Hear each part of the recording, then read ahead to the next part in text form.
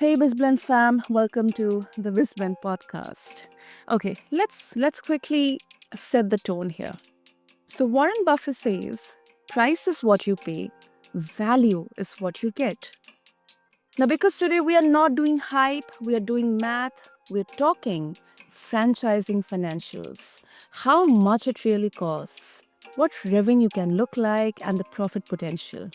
Plus, the parts people avoid saying out loud. Let's look at the reality here. Like a lot of people, they get pulled into franchising because it feels safer than start from scratch. And if you are listening and you have been burned before by a bad investment, or you are carrying family responsibilities, or you simply cannot afford a financial face plant, I see you. So we are going to keep this grounded, practical, well, a little spicy, but in a respectful way because money decisions deserve clarity. And let me introduce my guest to all of you listeners, Jon Ostenson. He's joining us today here on BizBlend. He's the founder of FranBridge Consulting. He focuses on non-food franchises. Now think senior care, home services, property management, health and wellness, and stuff like that. He's also an active investor across a bunch of asset classes and also author of non-food franchising. So with that, Jon, welcome to BizBlend and let's get into the conversation. Perfect. Excited to be here. Brilliant, brilliant.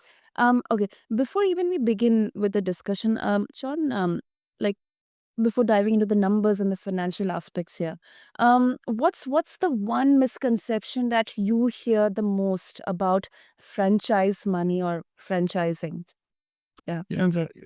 Well, oftentimes when someone says the F word franchise, people obviously think of fast food, right? That's what comes to mind, and that's why I love educating. Wrote the book on non-food franchise and all these other industries that exist out there. You mentioned some of them, also things like kids or pets or B2B services. There's just so many different niches out there. So I'd say that's one misconception. Also I think a misconception could be that the business will run itself, that it's turnkey, just, but what it comes down to is you still have to have a good operator in place. If Mm. business ownership was easy, everyone would be doing it. So I make sure that people go in eyes wide open and understand it's still going to take a lot of work. But the beauty of a strong franchise system is all the support that it provides you along the way. Mm. Mm. You know, I think I mean, I really love that you went straight to reality. And yes, I mean, I also agree that whenever we hear franchisee, we always hear about normally food franchising, McDonald's, KFC, and all that stuff. And let's get to the investment number first, John. So when someone says, okay, how much does it cost to buy a franchisee? What number do you want them to stop fixating on, and what number they should focus instead? It is certainly a wide range. I would say most of the opportunities in the food space do carry a seven-figure price tag, and there are opportunities in the non-food space that do too. I had clients that recently bought 10 trampoline parks. Each of those were about $4 million to get into. So it can definitely be on the large side there. But what we see most of our clients getting into are more service-based businesses on average, or maybe light retail where it's not a huge build-out cost. And so when you look at the franchise fee that you pay up front, and kind of the startup cost, several months of working capital. Your all-in investment oftentimes is in the, I'd say, 150,000 to 500,000 ballpark. And quite a few opportunities kind of on the south side of that range. And so there are a lot of variables that go into it, but I'd say that's kind of the range that we see probably 80% of our clients getting into. Hmm. That's interesting. Interesting. And are there any surprise costs that you see uh, in let's say year one? You know that potentially wreck people's cash flow. Yeah, I encourage people to go in, eyes wide open. I mean, the nice thing about a franchise is you do have historical financials that can help guide you, as you build out your pro forma. You also, during your exploration process, get a chance to talk to other franchisees in the system and hear about their experience and their ramp up. So you're kind of getting these data points that you're able to plug into your assumptions. But that being said, yeah, I mean, business ownership, again, there's always going to be a surprise, right? A key employee may leave, or sometimes they're good surprises too, right? But I would say, I encourage people, let's go in, let's assume it takes a little bit longer to get to profitability. Let's assume that ramp up isn't quite as fast as you anticipate. You always want to plan low and then hopefully exceed that. But a lot of people are cash flow positive, from a monthly P&L standpoint, in that 3 to 9 month range. If they're running the business themselves, I'd say it tends to be closer to maybe 3 to 6 months in a lot of cases. If they're paying a general manager to run the day-to-day operations, obviously that's a salary. That's a big nut that you've got to cover. So maybe you're looking more like a full year until you get to that break-even point. So, a lot of variability with all of that. Hmm. So I guess I mean it's safe to say that this kind of a uh, expectation or misconception around quick money. I mean it depends on case to case, industry to industry. Right. Yeah, I mean, there are some that you can be cash flow positive day one. Maybe there's some pre-work that was done. Maybe you have national accounts. Maybe there's, in the health and wellness space, recovery centers or some of the fitness ones, you have signups, prior to opening the doors, and you could be cash flow positive day ones. That, those are things that we take our clients through. I mean, we work with over 600 different franchise companies that are looking to expand the stalk markets to expand into. And so many different niches within there, and each one's a little bit different. Yeah, yeah, that's for sure. That's for sure. And like what I also think I think the working capital aspect is also huge, because um not sure whether it's right or wrong, but people would treat it like, extra. But I think that exactly is like the oxygen tank here. Like working capital, total all in investment, or maybe payroll, marketing, build out, equipment. I mean, and I think surprise costs, they would also include the hiring, local marketing, and as you mentioned about the profitability, so it definitely makes sense. Um, and John, if you had to give listeners a quick rule of thumb, how many months of operating cash do you like to see set aside before they sign anything? Mhm. So now 150 to 500 range, that would include several months of working capital, with the assumption that you're not going to be profitable day one, right? So that you're going to continue funding the business there in the short term. And, like you said, I mean, I call it the oxygen of profitability. How fast can you get to that monthly P&L so that you're now not funding the business, but the business is at least dropping to the bottom line, the operational cost. And, in a business, you're going to have fixed cost and you're going to have variable cost too, right? So, again, I think you get some good information going through the exploration process before you ever sign that franchise agreement. So you at least have some educated assumptions. If you were to just have a startup, then you're using a back of the napkin math, right? Here you've got some hard data and some, points from other franchisees too. And there's actually you know, oftentimes we see people who are looking for existing businesses to buy, and they say, "Hey, that way we've got all these historical results, and there's a team in place and market awareness, and that could be a great proposition." But so oftentimes they've been looking for 3 years or 4 years or 5 years for that business, and that's time they could have been spent building a business, right? And so I always encourage people, "Hey, let's get in the game, let's get going, quit just sitting on the sidelines." And you can always buy a business down the road too. It's the next thing you do probably won't be the only thing you ever do. So, and there is risk to buying an existing business as well because you're inheriting someone else's team, someone else's culture. And whenever that happens, you tend to lose some of your key employees or potentially key customers. And here you paid a premium for that business, assuming nothing was going to change. So again, that's some of the reason I like the franchise model and just the proposition that it provides, and the visibility to your point on, yeah, how do you build out that pro forma and assumptions going into it? Hmm. Yeah, I really find it as a very good point, especially um, if anyone would ask me, like, what I find the best about franchise model. And John, I mean, we are seeing like huge pivotal shift in way people do business, or the customer behavior, the market, and the economic trends and everything post COVID. Um, have you seen a similar kind of shift in the franchise model? I mean, it's industry agnostic, but in this franchise model, the entire perception around this pre and post COVID. Mhm. I would say, yeah, if we use COVID as an example, I'd say that the theme that we see, people are looking for understandable cash flowing businesses, things that aren't going out of style, that are non-trendy. I'd say a little more needs-based businesses. I'd say post-COVID, they don't want things that are as flashy. It's more like, hey, we want something that we can count on, that's always going to be needed. Um, but then even in recent times here with AI and what AI is doing, we definitely see a shift.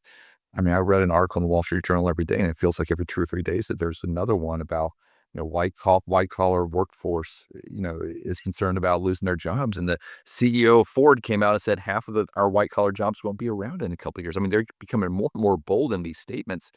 And I see that playing out firsthand on the ground. I have never seen so much interest in franchising. I think for a variety of reasons. Part of it coming out of the pandemic years ago, people finally said, "Hey, I've been thinking about business ownership. Maybe now's the time to take take that chance." And now we're seeing so many people with the technology background or consulting background. They're saying, "Hey, we see the writing on the wall," or maybe we feel okay about our job, but we're being asked to do a whole lot more with less people.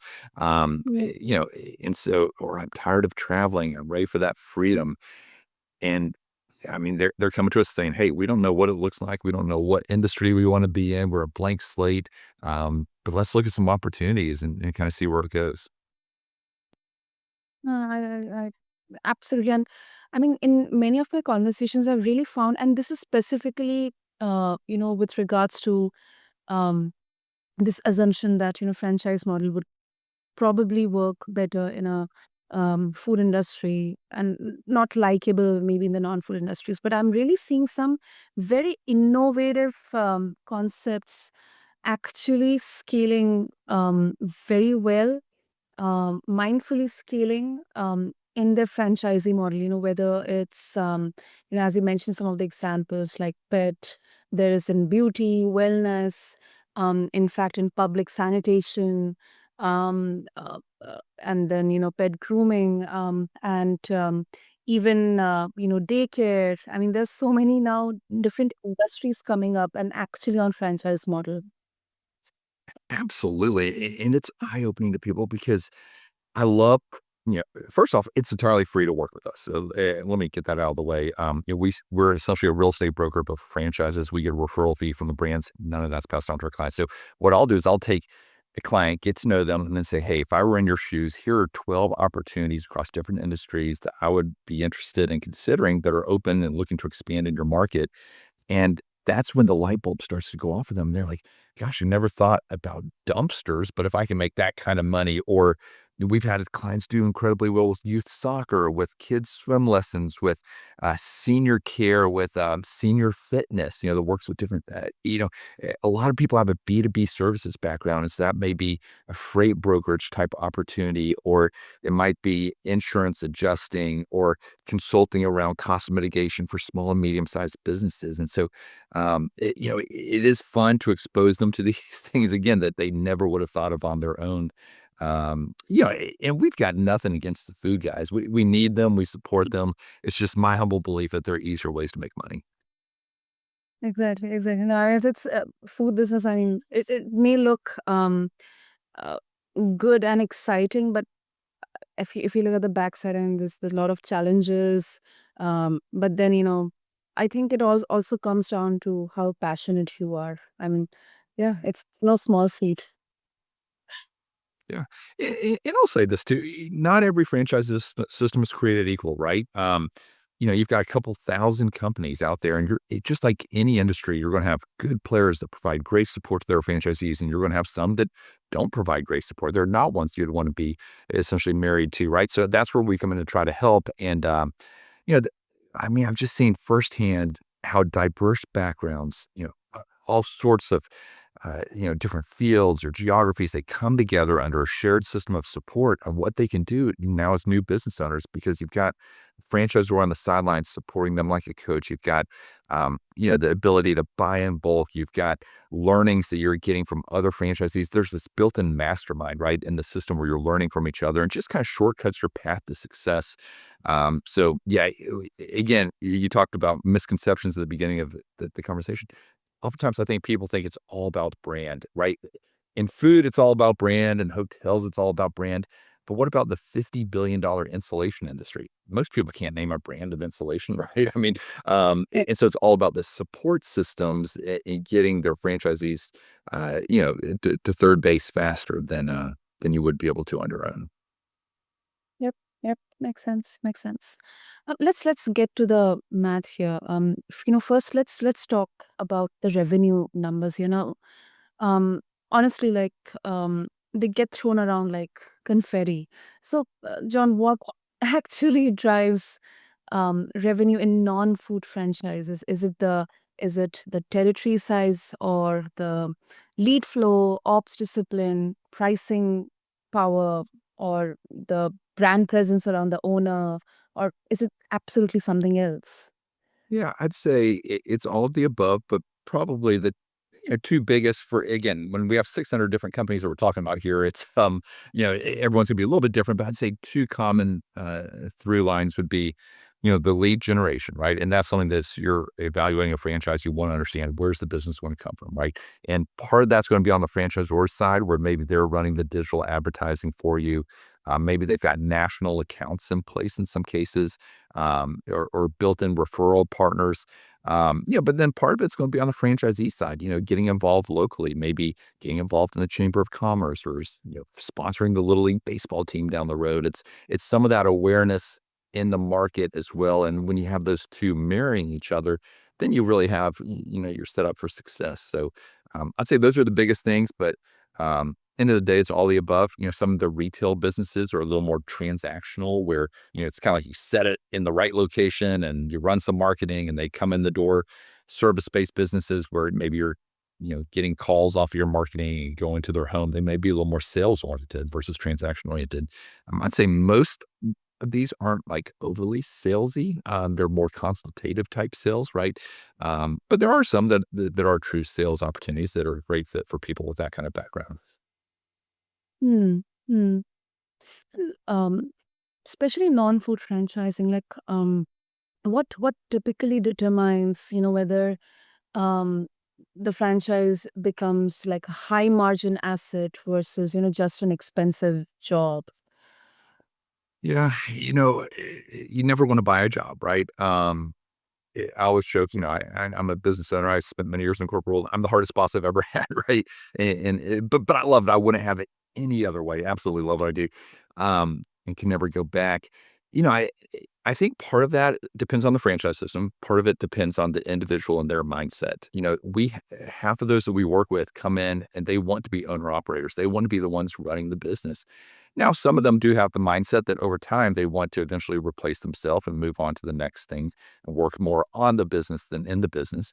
But we have half of our clients that start out day one putting a manager in place to actually run the business for them. And, again, if it was easy, everyone would be doing it. So I don't want to sugarcoat it, but it does make it doable in a lot of cases because you've got that franchisor and their team supporting that operator, and they can handle a lot of the day-to-day questions. And then it just comes down to having the right operator. If you've got someone that you trust and incentivize, then they could essentially run the business for you. If you don't have the right person, then you're going to find yourself leaning in. Um, so that's really kind of, and that's probably one of the top questions that we get asked is, hey, can a business be run semi-absentee? Some call it semi-passive or executive model. In a lot of cases, the answer is yes, if you have the right operator. Absolutely, absolutely, absolutely. And one thing I really, which you actually shared, and I think that is something which I'm definitely going to retain away, especially when it comes to franchises. Um, there is, I mean, because they have, I think that's exactly where the beauty lies here, that they're locally present. They kind of, become the backbone of that particular city or town or state.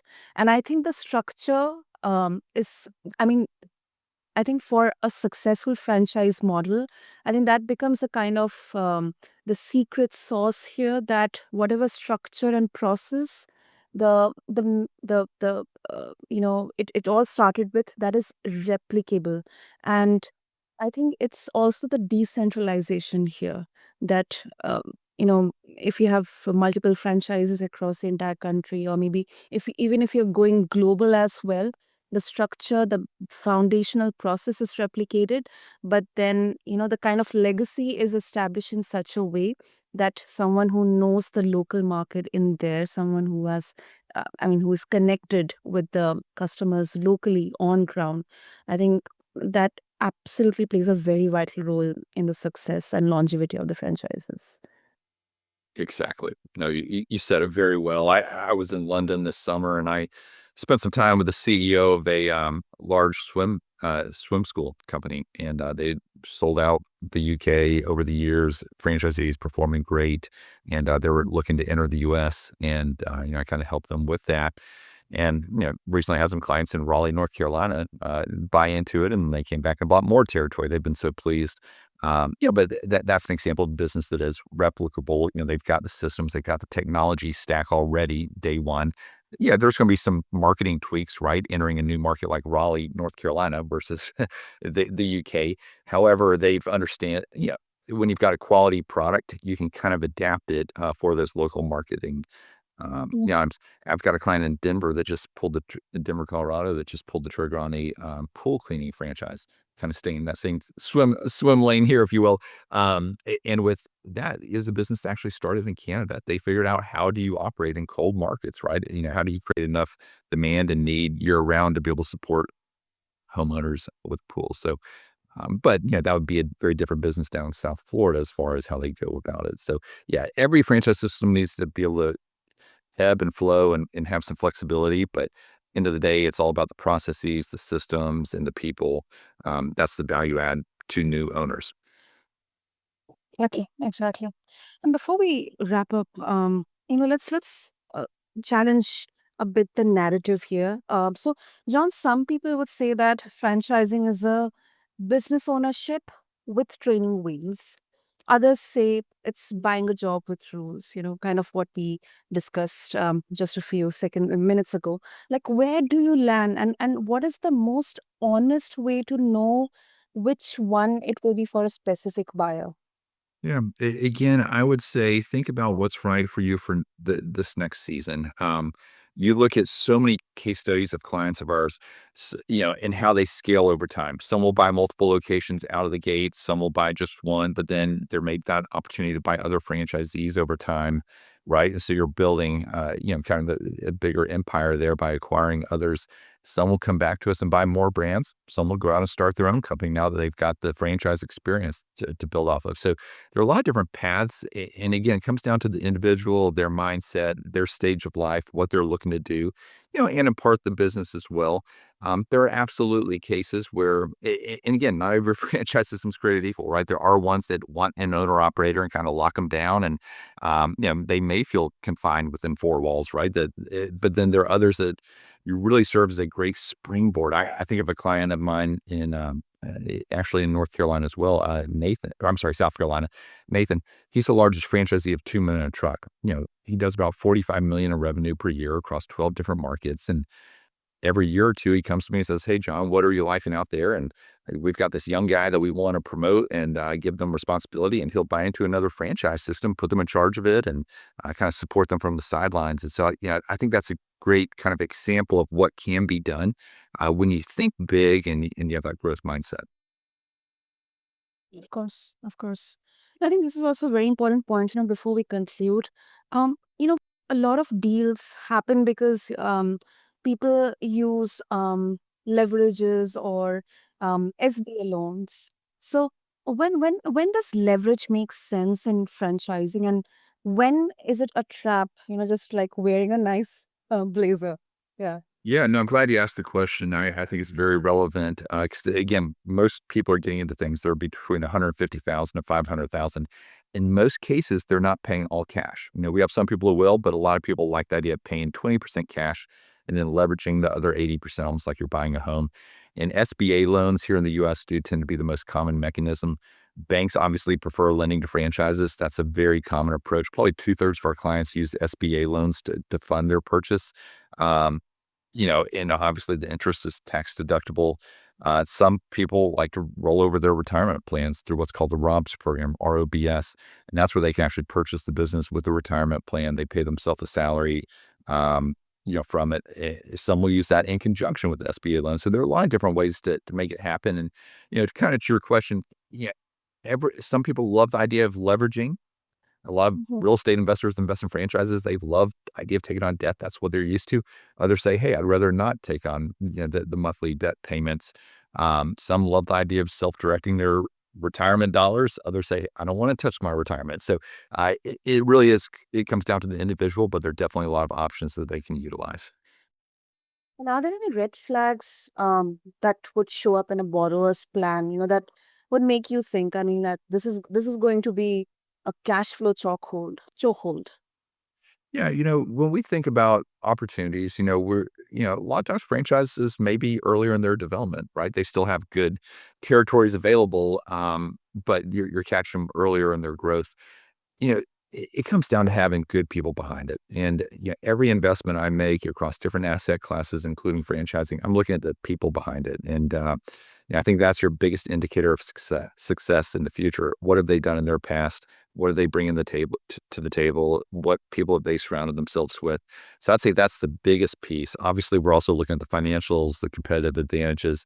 We're looking at what current franchisees in their system are saying, but so much of it comes down to the people. So I'd say, you know, a red flag to me, to your question, would be, if you don't have a strong leadership team that has both industry experience, but also franchise experience on that team.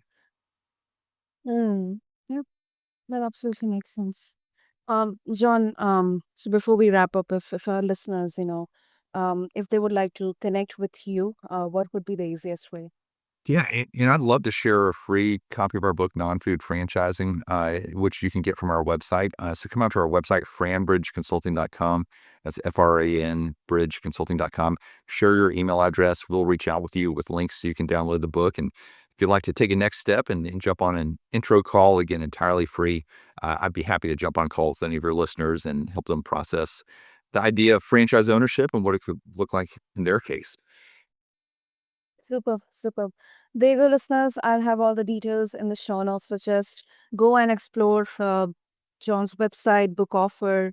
You can connect with him, schedule a call, explore all the options out there. And John, refreshingly real, grounded yet. This was a very, very, I mean, it was a very rich conversation, providing a lot of clarity, especially when it comes to financing and franchise. And I think we really touched upon some of the very important foundational aspects here. So thank you so much. This was really, really amazing. Thanks for having me. And to all the listeners, if you are in a season where money feels tight, or maybe you're scared of making the wrong move, you're not behind, you are being careful. That is not fear, that is leadership.